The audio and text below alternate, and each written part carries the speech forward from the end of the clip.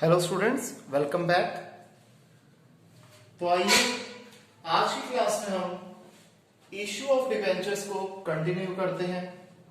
हमारा जो सबसे पहला टॉपिक है वो है under subscription of shares. Under subscription of debentures, sorry मैंने गलती से शेयर्स बोल दिया था। अंडर सब्सक्रिप्शन ऑफ डिबेंचर्स जो है इसकी कोई अलग से जर्नल एंट्री नहीं होती। जो जर्नल एंट्री हमने पहले की थी सेम वही जर्नल एंट्री होती है। बस फर्क इतना होता है कि हम लोग यानी कि कंपनी जितने डिबेंचर्स बेचना चाहती थे उससे कम डिबेंचर्स के लिए लोगों ने अप्लाई किया, तो पूरे ही क्वेश्चन में उस कम फिगर वाले अमाउंट से हम क्वेश्चन को सॉल्व करेंगे। फॉर एग्जाम्पल, अगर कंपनी 10,000 डिबेंचर बेचना चाहती थी और लोगों ने 9,000 डिबेंचर्स के लिए अप्लाई करा, तो हम अमाउंट को मल्टीप्लाई करेंगे 9,000 डिबेंचर से। एग्जाम्पल के लिए मैंने ले लिया इलस्ट्रेशन 10। एक कंपनी 10,000 11% डिबेंचर्स बेचना चाहती थी, 100 रुपए वाले 10 रुपए प्रीमियम पे 110 रुपए पे। पूरे का पूरा अमाउंट एप्लीकेशन पे आना है। लोगों ने अप्लाई किया 9,000 डिबेंचर्स के लिए। जर्नल एंट्री करिए। लमसम का केस है। पहली जर्नल एंट्री होगी bank account debited to debenture application and allotment account. 9,000 debentures को 110 रुपए से मल्टीप्लाई कर दो, ये आ जाएगा 9,90,000 रुपए। ठीक है जी। नेक्स्ट एंट्री क्या हो जाएगी? Debenture application and allotment account debited to 11% debentures account to securities premium reserve account. Debenture application और अलॉटमेंट में सेम अमाउंट आ जाएगा जो ऊपर लिखा था 9,90,000 रुपए। डिबेंचर्स में कितना आ जाएगा? 9,000 डिबेंचर 100 रुपए वाले हैं यानी कि 9 लाख रुपए, और एसपीआर में आ जाएगा 9,000 डिबेंचर 10 रुपए प्रीमियम 90,000 रुपए। आप देख रहे हैं फर्क क्या आया? सिर्फ और सिर्फ जिस फिगर से हम मल्टीप्लाई करते थे नॉर्मल क्वेश्चन में से 10,000 से किया जाता था, अगर हम इस पर्टिकुलर क्वेश्चन को कंसीडर करें और अंडर सब्सक्रिप्शन में 9,000 से हमने मल्टीप्लाई करा। एक और क्वेश्चन देख लेते हैं, कॉन्सेप्ट थोड़ा और क्लियर हो जाएगा। यहां पर एक कंपनी 10,000 9% डिबेंचर बेचना चाहती थी 100 रुपए वाले, 60 रुपीज देने एप्लीकेशन पे, 40 रुपीज देने अलॉटमेंट पे। लोगों ने अप्लाई किया 9,000 डिबेंचर्स के लिए। जर्नल एंट्री करिए। सबसे पहली एंट्री हो जाएगी bank account debited to debenture application account 9,000 into 60 5,40,000। Next entry debenture application to 9% debenture same amount 5,40,000। फिर अलॉटमेंट की ड्यू की एंट्री हो जाएगी debenture allotment account debited to 9% debentures account 9,000 into 40 3,60,000। अब रिसीव की एंट्री क्या हो जाएगी? पैसा मिल गया bank account debited to debenture allotment account 3,60,000। Clear है? तो हमारा अंडर सब्सक्रिप्शन का टॉपिक सिर्फ इतना सा था। इसे कॉपी कर लें।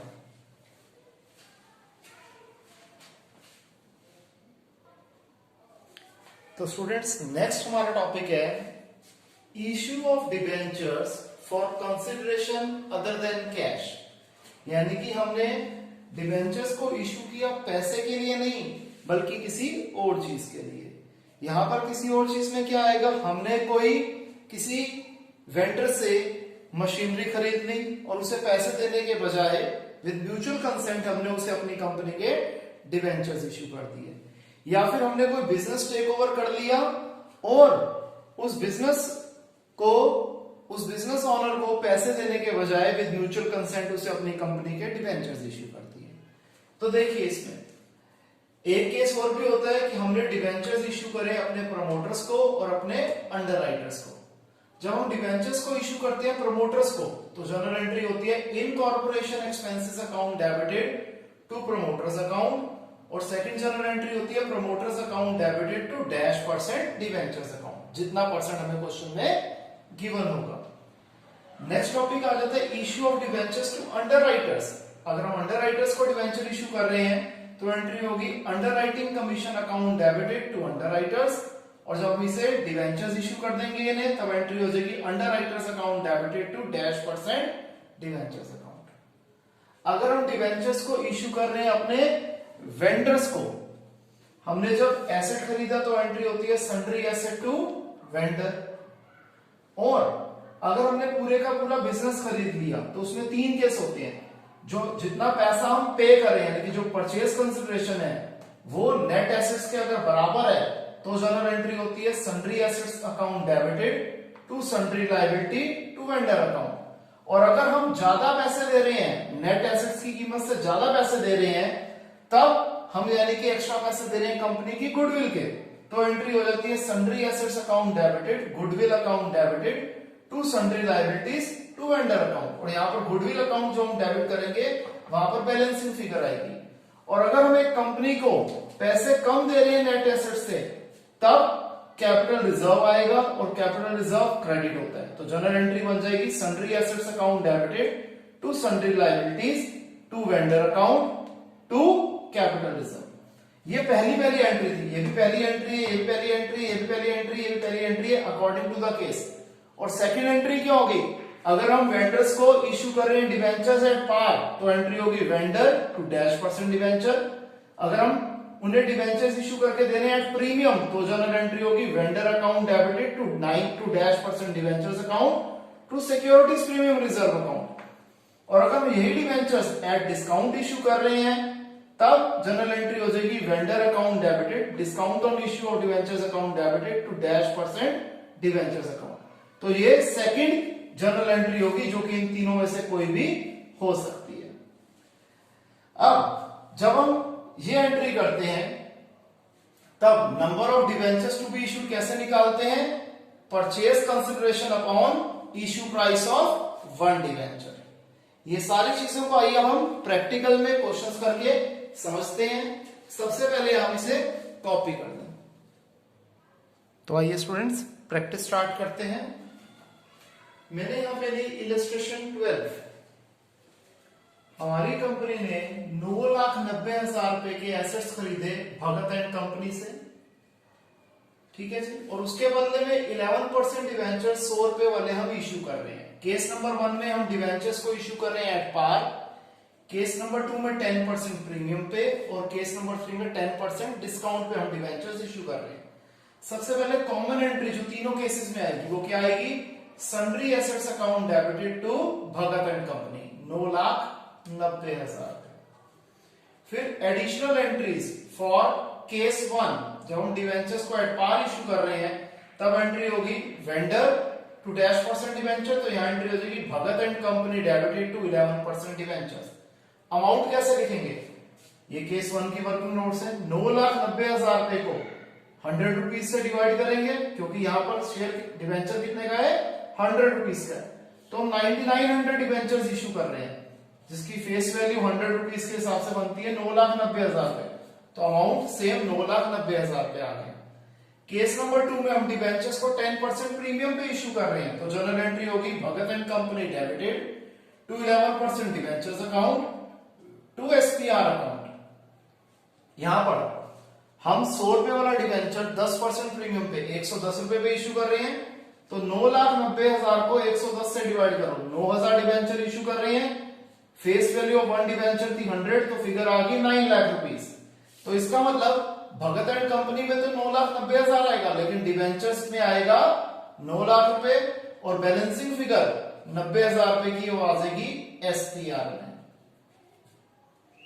फिर थर्ड केस में हम डिस्काउंट पे डिवेंचर्स इश्यू कर रहे हैं, तो 9,90,000 रुपए को 90 से डिवाइड कर दिया, 11,000 डिवेंचर्स इश्यू कर रहे हैं, जिनकी फेस वैल्यू 100 रुपए के हिसाब से बनती है 11 लाख रुपए। जनरल एंट्री क्या होती है डिस्काउंट के केस में? Bhagat and company debited discount on issue of debenture account debited to 11% debenture account. Bhagat and company में 9,90,000 रुपए आने हैं, डिवेंचर्स में 11 लाख रुपए यहां से आने, तो बैलेंसिंग फिगर आ गई डिस्काउंट में, जो कि आ गई 1,10,000 रुपए की। और इस 1,10,000 के डिस्काउंट को हम राइट ऑफ कहां से करेंगे? Statement of profit and loss, जिसे हम फाइनेंस कॉस्ट कहते हैं, उसे डेबिट कर देंगे to discount on issue of debentures account 1,10,000 each. Clear है? इसे कॉपी करें।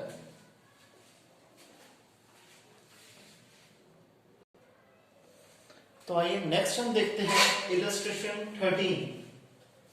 यहां पे हमने 7 लाख रुपीस के एसेट खरीदे और 60,000 रुपीस की लायबिलिटीज ली हमने, किसकी? वाई लिमिटेड की। तो यहां वेंडर है वाई लिमिटेड। परचेज कंसिडरेशन में हम दे रहे हैं 6,60,000 रुपए। अगर हम देखें नेट एसेट्स की वैल्यू क्या थी? 7 लाख में से 60,000 गया 6,40,000, और हम दे रहे हैं 6,60,000, तो 20,000 एक्स्ट्रा हम दे रहे हैं गुडविल के। और इसके बदले में 9% डिबेंचर्स इश्यू कर रहे हैं 100 रुपीज वाले 10 रुपीज प्रीमियम पे, यानी कि 110 रुपए पे। तो सबसे पहली जनरल एंट्री होगी sundry assets account debited 7 lakh, to sundry liabilities 60,000, to Y limited 6,60,000। और हमें पता है गुडविल अकाउंट जो हमने डेबिट किया है ये हमारी बैलेंसिंग फिगर थी, जो हमने पहले क्वेश्चन पढ़ते पढ़ते ही निकाल ली थी।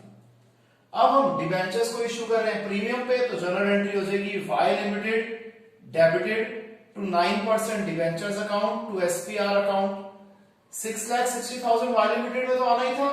अगेन इसकी कैलकुलेशन वैसी होगी कि 6,60,000 को हम 110 से डिवाइड कर देंगे तो नंबर ऑफ डिबेंचर्स हमारे पास आ जाएगा।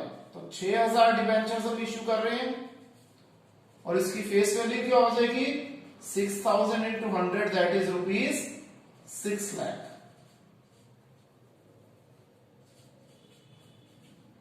तो 60,000 आ गया हमारा एसपीआर, जो कि अगेन हमारी बैलेंसिंग फिगर। फिर हमने लिया इलस्ट्रेशन 16। हमने एसेट्स खरीदे 8,40,000 रुपए की और लायबिलिटीज भी 80,000 रुपए की हे लिमिटेड की, और हम उनको पैसे दे रहे हैं 7,20,000 रुपए। बनते कितने थे 8,40,000 में से 80,000 गए 7,60,000। हमने दिए 7,20,000, तो 40,000 जो कम दिए वो कैपिटल रिजर्व के कारण दिए। तो यहां तक की जनरल एंट्री क्या बन जाएगी sundry assets account debited 8,40,000 to sundry liabilities 80,000, capital reserve जो कि बैलेंसिंग फिगर है हमारी ये निकल आई 40,000 टू हे लिमिटेड जो कि है 7,20,000। अब हम डिबेंचर्स इश्यू कर रहे हैं 10% डिबेंचर्स इश्यू कर रहे हैं हम 100 रुपए वाले 10% डिस्काउंट पे, यानी कि 90 रुपए पे। तो जनरल एंट्री क्या हो जाएगी डिस्काउंट की हे limited debited discount on issue of debentures account debited to 10% debentures account. Again इसकी कैलकुलेशन क्या हो जाएगी 7,20,000 रुपए को हम डिवाइड करेंगे 90 से, तो number of debentures to be issued निकल आएगा। आज 8,000 डिबेंचर है, 100 रुपए एक फेस वैल्यू थी एक डिबेंचर के, तो 8 लाख रुपए के डिबेंचर्स आ गए। तो हे लिमिटेड डेबिटेड 7,20,000 टू 10% डिबेंचर्स ये 8 लाख आएगा और बैलेंसिंग फिगर आ जाएगी 80,000 रुपए की, जो कि है discount on issue of debentures account. अब इसमें एक पॉइंट अलग से दिया हुआ है, आपको पता है वैसे हम इस 80,000 रुपए के डिस्काउंट को राइट ऑफ करते थे statement of profit and loss से, लेकिन यहां पर बोला हुआ इसे राइट ऑफ करना है कहां से एसपीआर से। हमारे पास ऑलरेडी एसपीआर में 1 लाख रुपए पड़े हुए थे, उसमें से हम इस 80,000 रुपए को राइट ऑफ कर देंगे। तो जनरल एंट्री हो जाएगी SPR account debited to discount on issue of debentures account 80,000 each. Clear है स्टूडेंट्स, इसे कॉपी करें।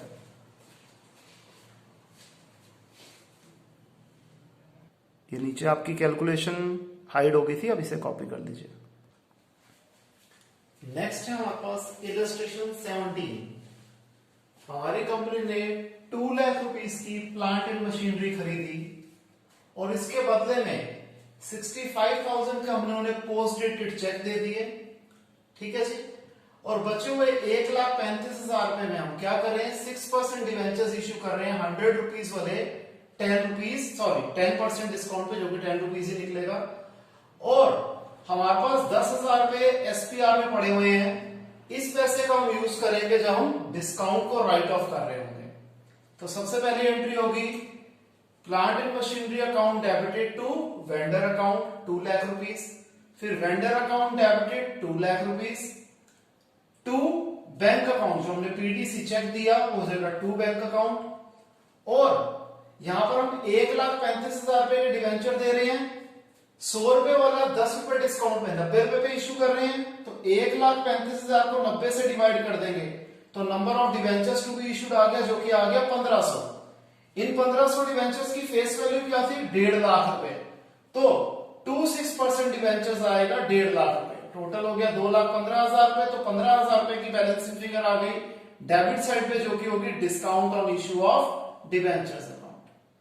अब हमने ये जो 15,000 रुपए का डिस्काउंट है इसे राइट ऑफ कैसे करेंगे, 10,000 रुपए तो हम ले लेंगे एसपीआर से, और बचे हुए 5,000 रुपए कहां से लेने पड़ेंगे, statement of P and L that is finance cost, और फिर हम 15,000 रुपए को राइट ऑफ कर देंगे जो कि किससे रिलेटेड था, discount on issue of debenture से रिलेटेड था। अगला क्वेश्चन बहुत ज्यादा आसान है, इसमें जो हमने जर्नल एंट्री याद करी थी वही लिखनी है कि हमने 2000 डिवेंचर्स 2000 10% डिवेंचर्स इश्यू किए 100 रुपए वाले अपने प्रमोटर्स को उनकी सर्विसेज के लिए, और 1000 10% डिवेंचर्स 100 रुपए वाले इश्यू करे अंडर राइटर्स को उनकी अंडर राइटिंग कमीशन के लिए। जर्नल एंट्री पास करिए, क्या हो जाएगा, incorporation expenses account debited to promoters 2000 into 100 that is 2 lakh. Next journal entry क्या हो जाएगी, promoters to 10% debentures account, same figure 2 lakh. फिर जो हमने अंडर राइटर्स को इश्यू करे डिवेंचर्स उसकी एंट्री क्या हो जाएगी, underwriting commission account debited to underwriters 1000 into 100 1000 into 100 that is 1 lakh. Next journal entry क्या हो जाएगी, under writers account debited to 10% debentures again 1000 into 100 1 lakh. यहां पर क्या थी 2000 डिवेंचर्स थे 100 रुपीज वाले तो 2 लाख आ गया था। अब ये जो हमारा 2 लाख और 1 लाख रुपए का खर्चा है 3 लाख रुपए का, इसे हम कहां से चार्ज करेंगे, statement of P and L that is finance cost 3 lakh to incorporation expenses account 2 lakh to underwriting commission account 1 lakh. Clear है स्टूडेंट्स, तो यहां पर हमारा ये टॉपिक कंप्लीट होता है। आइए नेक्स्ट टॉपिक करते हैं जो कि है कोलेटरल सिक्योरिटी का। पहले आप इसे कॉपी कर लें।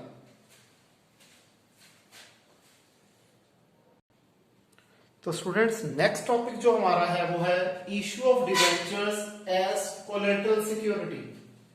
इसमें दो तरह के क्वेश्चन आते हैं। पहला केस होता है जब जर्नल एंट्री पास नहीं करनी होती, और दूसरा केस होता है, दूसरा मेथड होता है जिसमें हमें जर्नल एंट्री पास करनी होती है। तो इसे सीधा प्रैक्टिकली क्वेश्चन के अंदर ही समझा देता हूं, अलग से कॉन्सेप्ट में आपको नहीं दे रहा क्योंकि सिंपल सा कॉन्सेप्ट है, हमें क्वेश्चन के अंदर ही क्लियर हो जाएगा। यहां पर हायर लिमिटेड ने 8 लाख रुपए का लोन लिया एसबीआई से, और उसके बदले में 10,000 9% डिवेंचर 100 रुपीज वाले इश्यू कर दी एज कोलेटरल सिक्योरिटी। हमें बैलेंस शीट में इसकी ट्रीटमेंट दिखानी है। केस नंबर 1 है जब जर्नल एंट्री पास नहीं करते, और केस नंबर 2 है जब जर्नल एंट्री हम पास करते हैं। सबसे पहले हमें बैलेंस शीट बनानी है जब जर्नल एंट्री पास नहीं करते, तब क्या होता है, हम लिखेंगे extract of balance sheet of Hire limited as at, जो हमें डेट गिवन होगी। ये सिर्फ एक बैलेंस शीट का हम पार्ट जिसमें हमने इसे हाईलाइट करना है वो बना रहे हैं। परफॉर्मा हो जाएगा particulars, note number, amount, equity and liabilities heading हो गई, इसके अंदर आ जाएगा नॉन करंट लायबिलिटीज, ये सब हेडिंग हो गई, और इसमें आ जाएगा लॉन्ग टर्म बोरोइंग्स जो कि है 8 लाख रुपए की। नोट नंबर 1 इसलिए डाल दिया क्योंकि नोट नंबर 1 में हम लिखेंगे लॉन्ग टर्म बोरोइंग्स के अंदर loan from state bank of India यानी कि एसबीआई 8 लाख रुपए का, और यहां इसे ब्रैकेट में हम प्रॉपर इसकी क्लैरिफिकेशन देंगे, secured by the issue of 10,000 9% debenture of 100 is as collateral security. Clear. Case number 2 में जनरल एंट्री एक्स्ट्रा आ जाती है जो कि क्या होती है, debenture suspense account debited to -% debenture according to the question. तो यहां पर कितने रुपए के डिवेंचर्स आ जाएंगे, 10,000 into 100 that is 10 lakh rupees. Balance sheet के अंदर हम देखेंगे तो कोई भी चेंज हमें नहीं दिख रहा, नोट्स टू अकाउंट्स में चेंज आएगा। क्या चेंज आएगा, यहां तक तो हमने इसमें भी लिखा था long term borrowings loan from state bank of India, यहां जो हमने ब्रैकेट में लिखा था, ब्रैकेट के बजाय अब इसकी थोड़ी प्रेजेंटेशन ऐसी आ जाएगी कि 10,000 9% डिवेंचर 100 रुपीज वाले हमने एज कोलेटरल सिक्योरिटी इशू करे 10 लाख, और इसमें से हम डिवेंचर सस्पेंस 10 लाख का माइनस कर देंगे तो फिगर आ गई 0, and 8 lakh plus 0 is 8 lakh. Simple concept है, आई होप समझ में आ गया होगा। इसे कॉपी करें।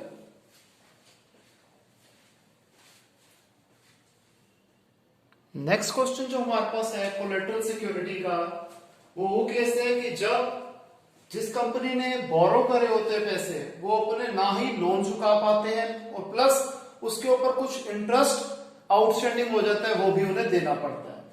तो इलस्ट्रेशन 21 में कहते हैं कंपनी ने 10,000 10% डिवेंचर 100 रुपीज वाले एज कोलेटरल सिक्योरिटी इश्यू करे थे, एक लोन जो कि उन्हें 8 लाख रुपए का देना बैंक से लिया था।